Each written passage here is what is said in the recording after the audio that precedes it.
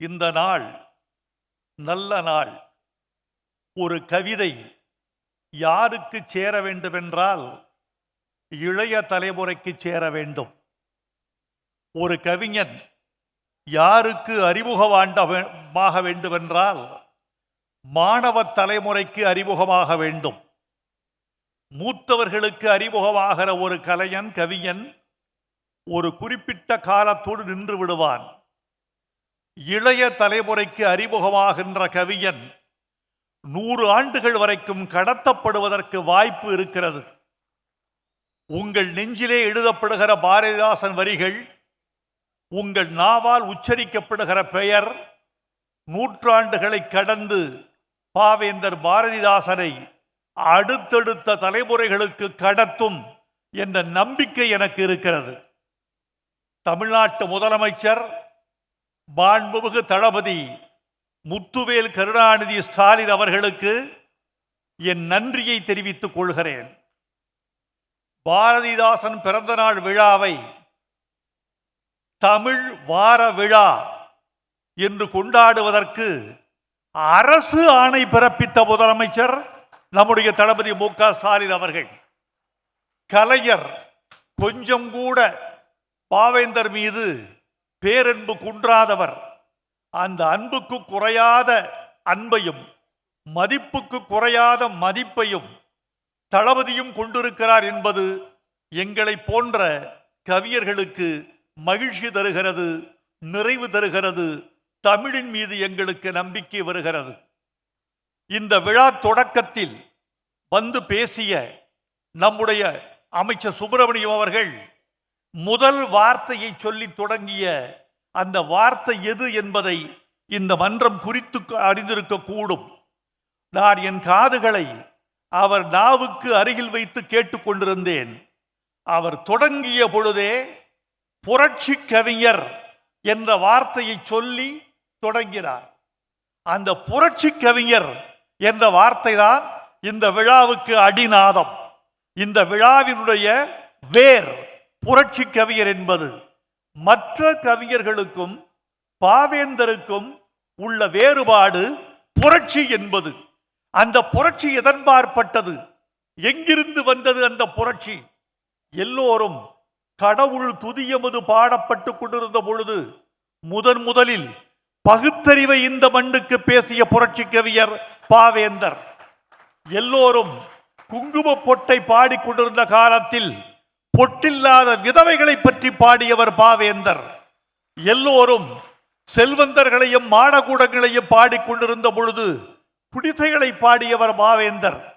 எல்லோரும் மாவீரர்களையும் அரசர்களையும் பாடிக்கொண்டிருந்த பொழுது ஒரு கட்டை வண்டிக்காரன், முறம் பின்னுகிறவள், ஒரு விறகுக்காரி, ஒரு பூக்காரி, இவர்களை பற்றி கவிதை எழுதியவர் பாவேந்தர் பாரதிதாசன். அதனால் அவர் மக்கள் கவிஞர் என்பதனால், மக்களுக்காக பாடிய கவிஞர் என்பதனால் புரட்சி கவிஞர் என்று போற்றப்பட்டார்.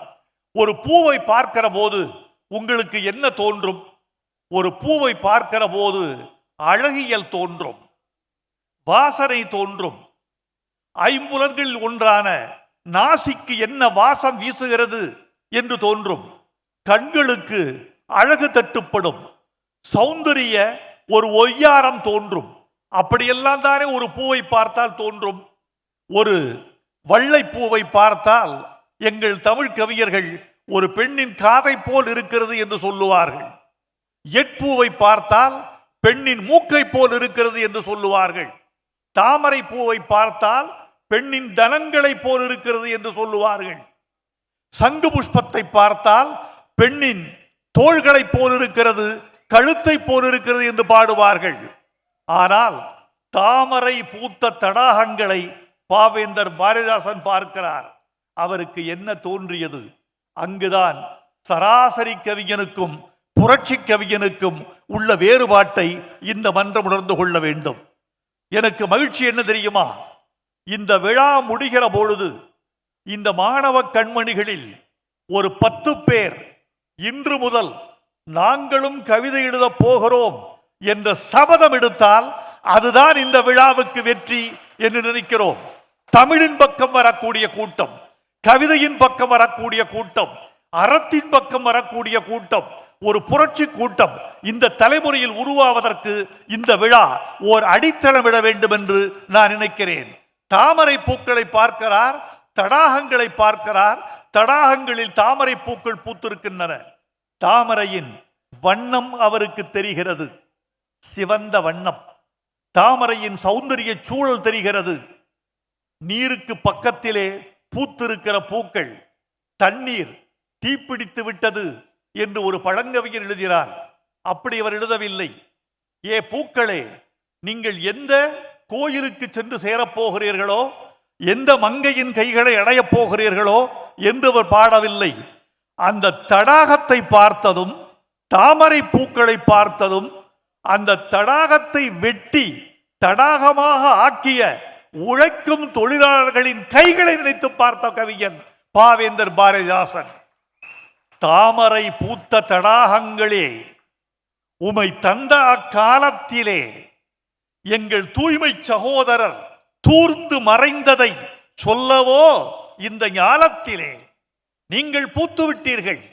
உங்களுக்கு என்ன, தண்ணீர் இருக்கிறது, சூரியன் இருக்கிறது, பூத்து விட்டீர்கள். ஆனால் நீங்கள் பூப்பதற்கு மூலமான தொழிலாளி எங்கே? இந்த தடாகத்தை வெட்டி தடாகமாக்கிறாரே, அவர் எங்கே? அவன் சிவந்த கைகள் எங்கே? தாமரை பூக்களை பார்க்கிற போது பூக்களின் சிவப்பை புறந்தள்ளிவிட்டு அந்த தடாகத்தை உருவாக்கிய தொழிலாளியின் சிவந்த கைகளை பார்த்தவர் புரட்சி கவிஞர் பாவேந்தர் பாரதிதாசன். நண்பர்களே, நமக்கு கிடைத்த மிகப்பெரிய கொடை. சுதந்திர இந்தியாவில் 2 தத்துவங்கள் தமிழ்நாட்டில் வேரோடின. ஒன்று தேசிய தத்துவம், இன்னொன்று திராவிட தத்துவம்.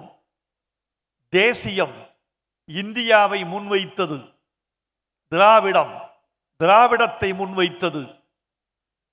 தேசியம் மும்மொழி கொள்கையை முன்வைத்தது, திராவிடம் இருமொழி கொள்கையை முன்வைத்தது. தேசியம் அனைத்து தெய்வங்களையும் பாடியது, திராவிடம் ஒன்றே குலம் ஒருவரே தேவர் என்றது. தேசியம் பாரதியை உயர்த்தி பிடித்தது, திராவிடம் பார்த்தது. தேசியத்திற்கு எல்லாம் கிடைத்து விட்டது, ஒரு கவிஞன் கிடைக்க வேண்டாமா? திரும்பி திரும்பி பார்த்தது, ஒரே ஒரு கவிஞன் கிடைத்தான். பாரதிக்கு இணையாக தேசியத்தை உயர்த்தி பிடித்த பொழுது திராவிடத்தை உயர்த்தி பிடிப்பதற்கு ஒரே ஒரு கவிஞன், புரட்சி கவிஞர் பாவேந்தர் பாரதிதாசன் முன்வைக்கப்பட்டார். ஒரு பெரிய வெற்றிடத்தை ஈடு செய்வதற்கு, ஒரு பெரிய வெற்றிடத்தை நிரப்புவதற்கு, தமிழர்களின் குறைகளை போக்குவதற்கு அவர் செய்தார். நம் நண்பர்களே, பாரதிதாசனுடைய பாடல்களை, கருத்துக்களை, எண்ணங்களை, சிந்தனைகளை மக்களுக்கு கொண்டு சென்றதில் என் தமிழாசான் முத்தமிழறிஞர் கலைஞரை போல இன்னொருவர் இந்த மண்ணில் இல்லை என்று நான் 1000 கோயில்களில் சத்தியம் செய்வேன். ஏனென்று சொன்னால், பாவேந்தருடைய வார்த்தைகளை உள்வாங்கி திரைப்படங்களில் பயன்படுத்தி பாவேந்தருக்கு பெருமை சேர்த்தவர் நம்முடைய முத்தமிழறிஞர் கலைஞர் அவர்கள்.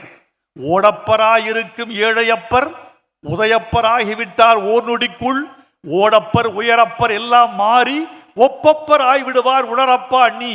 இது எல்லோருக்கும் என்ன தெரியும்? பராசக்தியில் நடிகர் திலகம் சிவாஜி கணேசன் பேசிய வசனம் என்று தெரியும்.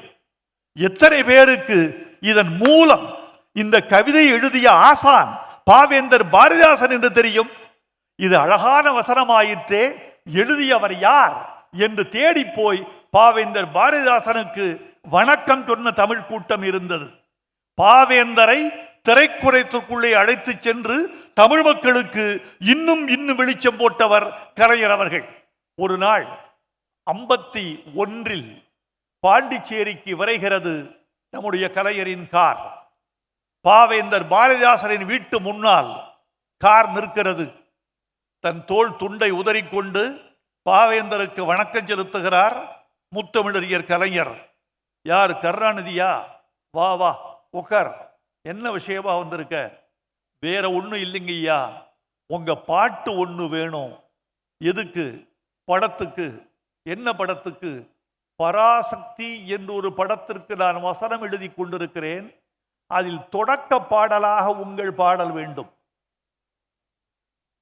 எவ்வளவு பணம் உங்களுக்கு வேண்டும்? பாவேந்தர் இப்படி சொன்னது இவருடைய பெருந்தன்மை. எவ்வளவு கேட்டாலும் கொடுத்திருப்பார் கலைஞர். ஏனால் படத்தை எடுத்தவர்கள் ஏவிஎம் நிறுவனமும் நேஷனல் பிக்சர்ஸ் பெருமாள் முதலியாரும். இந்த 2 பேரும் பெரிய நிறுவனத்துக்காரர்கள். பாவேந்தர் கேட்டால் அன்றைக்கே 10,000 கேட்டிருந்தாலும் கொடுத்திருப்பார்கள். 10,000 என்பது கலைஞர் தன் படம் முழுக்க வசனம் எழுதியதற்கு வாங்கிய தொகை. படம் முழுக்க, ஒரு முழு படத்திற்கு பராசக்திக்கு கலைஞர் வாங்கிய தொகை வெறும் 10,000 ரூபாய். ஒரு பாட்டுக்கு 10,000 இருந்தாலும் பாவேந்தருக்கு அது வழங்கப்பட்டிருக்கும். எவ்வளவு வேண்டும் கேளுங்கள், பெற்றுத் தருகிறோம். இது கலைஞர். பாவேந்தர் சொன்ன பதில், என் பாட்டு உன் படத்தில் இடம்பெறுவதற்கு நான் அல்லவா உனக்கு பணம் தர வேண்டும், இலவசமாக எடுத்துக்கொள். அப்படியே கொண்டு வந்து, வாழ்க வளமார் எமது திராவிட நாடு, வாழ்க வாழ்கவே என்ற தொடக்கப்பாட்டு பாவேந்தர் அளித்த கொடை. அந்த கொடையை பெற்று தந்து தமிழ் மக்களுக்கு பங்கிட்டு கொடுத்தவர் முத்தமிழறிஞர் கலைஞர். இந்த நன்றி கடனை எப்படி தெரியுமா செலுத்தினார்? அந்த மேடையில் நான் இருந்தேன். பாவேந்தர் பாரதிதாசன் படைப்புகளை கலைஞர் நாட்டுடைமை செய்து விட்டார். நாட்டுடைமை என்றால் என்ன பொருள் என்றால், அதை யார் வேண்டுமானாலும் பதிப்பித்துக் கொள்ளலாம், யார் வேண்டுமானாலும் படத்துக்கு பயன்படுத்தலாம், எந்த பல்கலைக்கழகமும் பாடமாக வைத்துக் கொள்ளலாம். அது தமிழர்களுக்கு பொது சொத்து, யாரும் எந்த வடிவத்திலும் பயன்படுத்திக் கொள்ளலாம். கலைஞர் ஒரு படத்திற்கு வசனம் எழுதினார். நான் பாட்டு எழுதினேன். அதில் ஒரு பாட்டு பொதுவுடைமையாக்கப்பட்ட பிறகு ஒரு பாட்டு பாவேந்தர் பாட்டை எடுத்து கொடுத்து இசையமைக்க சொன்னார். அந்த பாட்டுக்கு இசையமைக்கப்பட்டது. பாட்டு வெளிவரப் போகிறது. அதனுடைய ஒலி பேழை வெளியீட்டு விழா மேடை. பாவேந்தரின் மகன் மன்னன் உட்கார்ந்திருக்கிறார். கலைஞர் மேடையில் சொல்கிறார், தயாரிப்பாளரை அழைத்து, வைரமுத்துவுக்கு பணம் கொடுத்து விட்டீர்களா? கொடுத்து விட்டோம். இன்னும் ஒருவருக்கு பாக்கி இருக்கிறது. யாருக்கு ஐயா? கொடுத்து விட்டோமே. பாவேந்தர் பாரதிதாசனுக்கு கொடுக்க வேண்டியிருக்கிறது. பாவேந்தர் பாரதிதாசன் பாட்டை நீங்கள் பயன்படுத்தி இருக்கிறீர்கள், நான் கொடுத்து. அந்த பாட்டுக்கும் பணம் வேண்டும். அந்த பணம் பாரதிதாசனின் மகனாகிய மன்னனுக்கு சேர வேண்டும். கொடு என்றார்கள். அந்த பணத்தை கொடுக்க வேண்டிய அவசியம் இல்லை தயாரிப்பாளருக்கு. ஏன் தெரியுமா? கலைஞர் தான் அதை நாட்டுடைமை செய்து விட்டார். நாட்டுடைமை செய்துவிட்ட பிறகு அந்த பாட்டுக்கு யாரும் பணம் கேட்க முடியாது, உரிமை கோர முடியாது, பதிப்புரிமை அதற்கு கிடையாது.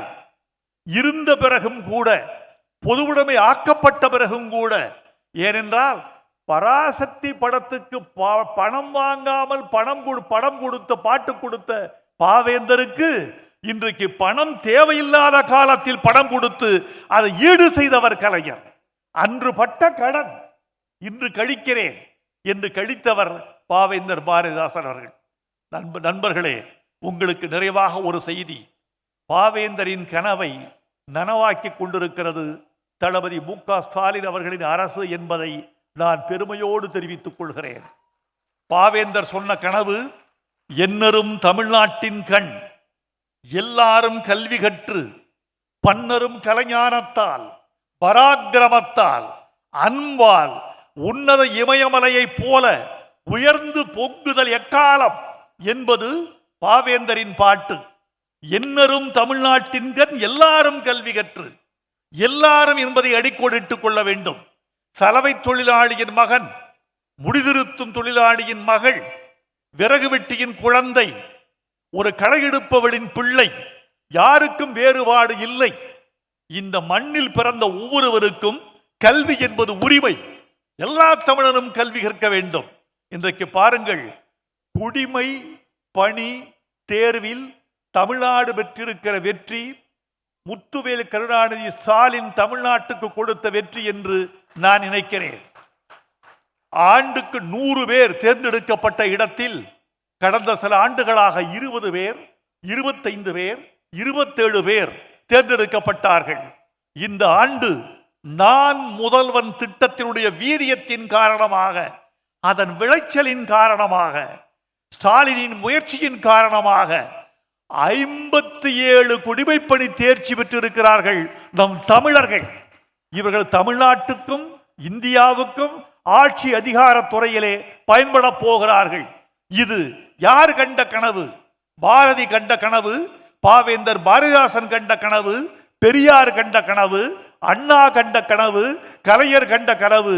இத்தனை பேரின் கனவுகளையும் மொத்தமாக நிறைவேற்ற முத்துவேல் கருணாநிதி ஸ்டாலின் என்ற நமது தளபதி முதலமைச்சர் நமக்கு கிடைத்திருக்கிறார் என்பது நமக்கு பெரிய பேறு என்று நான் நினைக்கிறேன். பாவேந்தரை வாங்கி படியுங்கள் தோழர்களே. பாவேந்தரை எப்படி படிக்க வேண்டும் தெரியுமா? கவிதை ஒன்றும் கணிதம் அல்ல. கணிதத்தை நீங்கள் மனக்கணக்காக சொல்லலாம். கணிதத்தை நீங்களே எழுதி நீங்களே விடை போட்டுக் கொள்ளலாம்.